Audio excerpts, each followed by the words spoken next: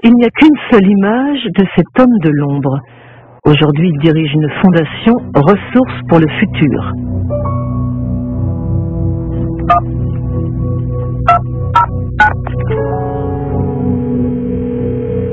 Hello, Marie-Monique speaking. Hello, it's Mike Taylor. My questions are about your role. I mean, when you were working at the FDA, before being hired by the FDA, you worked as an attorney for Monsanto during 7 years, didn't you? Well, I was a partner in a law firm of which Monsanto was a client. I worked on some Monsanto matters, yes. And apparently, if I understood well what I read, the FDA created a new position for you, Deputy Commissioner for Policy? Well, because there was a special need at that time at the FDA because of the new GMOs? It had nothing to do with GMOs. Nothing at all to do with GMOs. I wasn't the author of these policies, but that's just false. Il est arrivé à la FDA en juillet 1991. Jusqu'à cette date, il travaillait dans le cabinet d'avocats King & Spalding. Parmi ses clients, il y avait non seulement Monsanto, mais aussi l'IFBC, le Conseil international de la biotechnologie et des aliments. Il a écrit pour l'IFBC un document présentant la manière dont le Conseil aimerait qu'on réglemente les OGM. Si vous comparez cette proposition de Michael Taylor pour l'IFBC et le texte publié par la FDA, ils sont très similaires. Si ce n'est pas lui l'auteur de la réglementation, alors quelqu'un a pris son document en le modifiant légèrement avant de le publier. À l'époque, M. Taylor était commissaire adjoint et c'est lui qui dirigeait le projet. Il était le chef, le leader de la réglementation, chargé de faire en sorte que le projet soit conduit à son terme. Monsanto a su parfaitement mener le jeu politique et légal. Ils ont joué un rôle clé dans l'autorisation de mise sur le marché de l'hormone de croissance bovine et au-delà, dans la manière dont le gouvernement américain a géré la biotechnologie. Michael Hansen vient de parler de l'hormone de croissance bovine. De quoi s'agit-il? Apparemment, c'est une hormone transgénique injectée aux vaches pour augmenter leur production laitière de 20%. Et le moins qu'on puisse dire, c'est qu'elle ne fait pas l'unanimité. L'hormone menace notre santé. Le poison mortel. Manipulation. Baptisé RBGH, hormone de croissance bovine recombinante, le produit est commercialisé par Monsanto sous le nom de Posilac depuis 1994.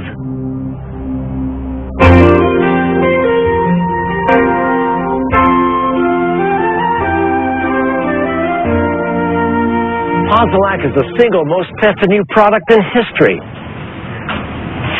You'll soon see the dramatic results Posilac can offer you. En 1985, Monsanto a déposé un dossier auprès de la FDA pour obtenir l'autorisation de mise sur le marché de Posilac. Les experts de l'agence ont analysé les essais réalisés par la firme sur des élevages expérimentaux.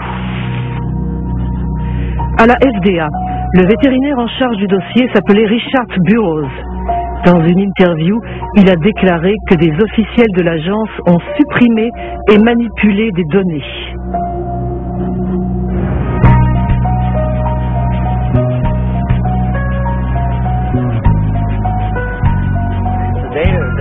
Les données scientifiques que la compagnie a envoyées ne prenaient pas en compte les besoins des producteurs de lait, à savoir des questions clés comme les maladies que sont la mamite, c'est-à-dire l'infection des pies, et les problèmes de reproduction. Alors quand j'ai vu que toutes ces données manquaient, j'ai dit « Hé les gars, vous devez récolter plus d'informations ». Ça les a retardés de 2 ou 3 ans. Avez-vous averti la FDA de vos préoccupations? Tout assis, j'ai été marginalisé. Mon chef a mis des proches sur le dossier et j'ai eu de moins en moins accès aux données, y compris les choses que j'avais personnellement demandées, comme les études sur la mamie. J'étais devenu un obstacle. Alors ils ont décidé de m'éliminer en me mettant au placard. Finalement, j'ai été licencié. Un jour, on m'a raccompagné à la porte et c'était fini pour moi. Est-ce que vous avez été menacé? Oui, par les avocats de Monsanto. Quand j'ai contesté mon licenciement devant la justice, ils ont dit à mon avocat qu'il me ferait un procès si je révélais des secrets de la compagnie pour ma défense.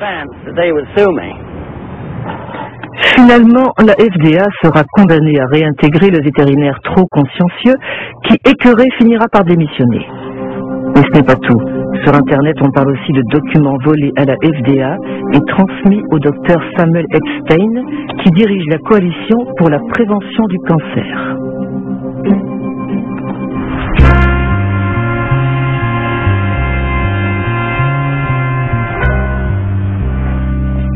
En 1990, le professeur Epstein a publié un article dans The Milkweed, un journal de référence spécialisé sur le lait que dirige le journaliste Pete Hardin.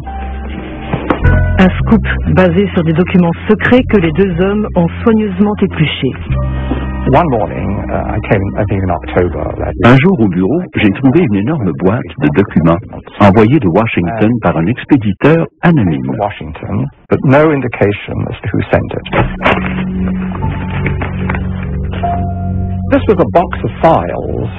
Cette boîte contenait toutes les données des études vétérinaires que Monsanto avait fournies à la FDA depuis 6 ans.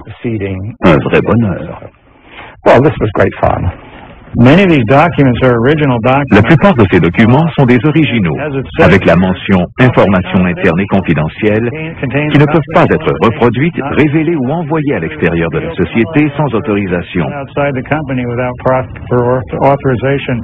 C'est exactement ce qu'un journaliste d'investigation aime rendre public.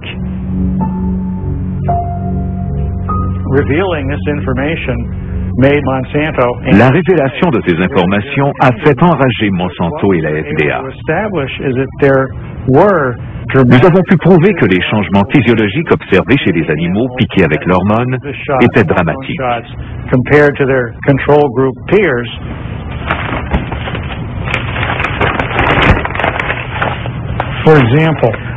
Par exemple, nous voyons que les ovaires droits des vaches qui ont reçu l'hormone synthétique sont 34% plus gros, voire 42% ou 44% selon les groupes. Par ailleurs, les dossiers volés montrent qu'il y a de graves problèmes de reproduction chez les animaux qui ont été traités.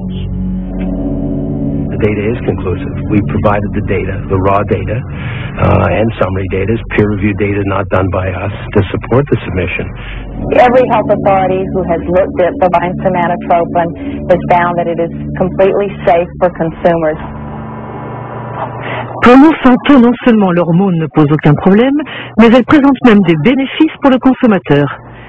Comme la composition chimique du lait n'est pas altérée par l'usage du Posilac, ses propriétés et son goût ne changent pas.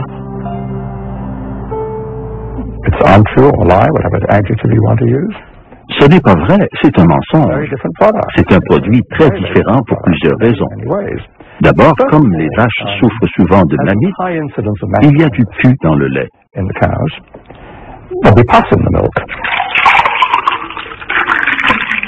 De plus, à cause du traitement des mammites, on trouve une grande quantité d'antibiotiques dans le lait.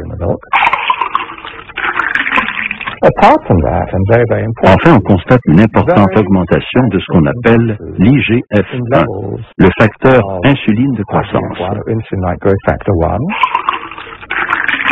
Depuis les années 1980, une soixantaine d'études ont montré qu'il y avait un lien direct entre un niveau élevé de IGF-1 et les cancers du sein, du côlon et de la prostate. Cette histoire est absolument sidérante. Y a-t-il d'autres pays qui ont autorisé la RBGH? Apparemment, l'hormone a été interdite en Europe et au Canada. Y compris au Canada? Pourtant, l'agence Santé Canada a l'habitude de calquer ses décisions sur la FDA. RBGH, scandale à Santé Canada. Monsanto accusé de tentative de corruption. En octobre 1998, 3 scientifiques de Santé Canada ont témoigné devant une commission sénatoriale pour s'opposer à la mise sur le marché de l'hormone transgénique. L'affaire a été déclenchée par le docteur Shiv Chopra, qui est ce qu'on appelle en anglais un whistleblower, disons un lanceur d'alerte.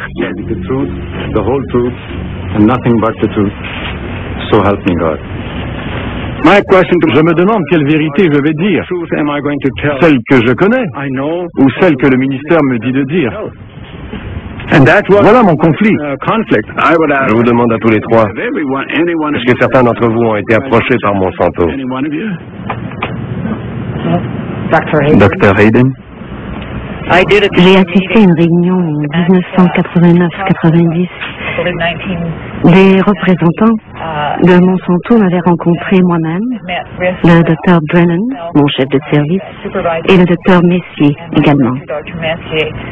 La compagnie nous avait offert 1 à 2 millions de dollars. Je ne sais pas ce que c'est devenu par la suite, mais je sais que mon directeur avait dit après la réunion qu'il allait faire un rapport sur cet incident à ses supérieurs. Comment a réagi Monsanto?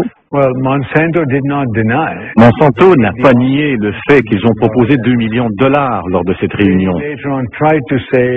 Plus tard, ils ont dit que c'était une proposition pour faire plus de recherches au Canada ou sur les vaches canadiennes.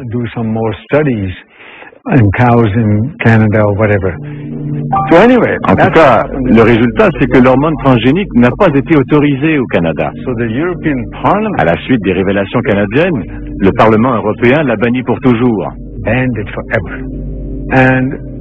Puis, tout d'un coup, Margaret Hayden, Gérard Lambert et moi, nous avons été tous les trois congédiés pour désobéissance. Vous avez été licenciés?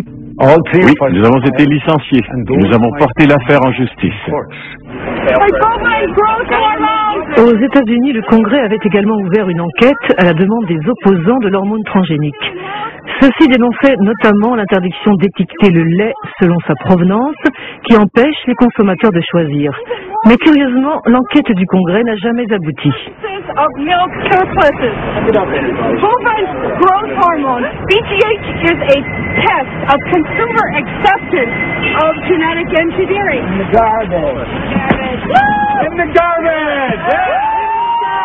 The cow hormone drug.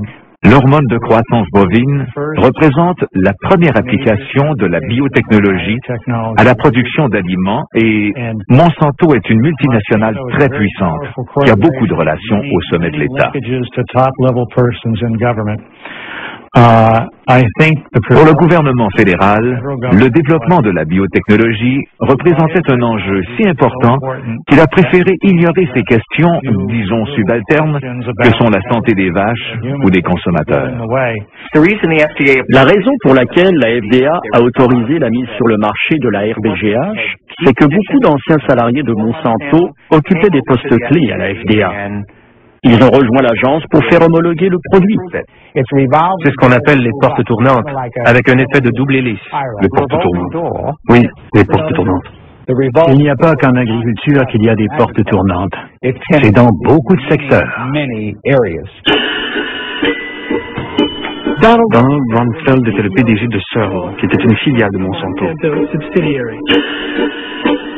L'ambassadeur américain du commerce extérieur, Nicky Cantor, a signé au conseil d'administration de Monsanto. Clarence Thomas, juge à la Cour suprême, a travaillé pour Monsanto. Monsanto Revolving Doors, en français les chaises musicales, état des lieux non exhaustif en 1999. Linda Fisher passe de l'EPA à l'Agence de protection de l'environnement à Monsanto, Michael Friedman de la FDA à Monsanto, Marcia Hale et Josh King de la Maison Blanche à Monsanto, Margaret Miller de Monsanto à la FDA.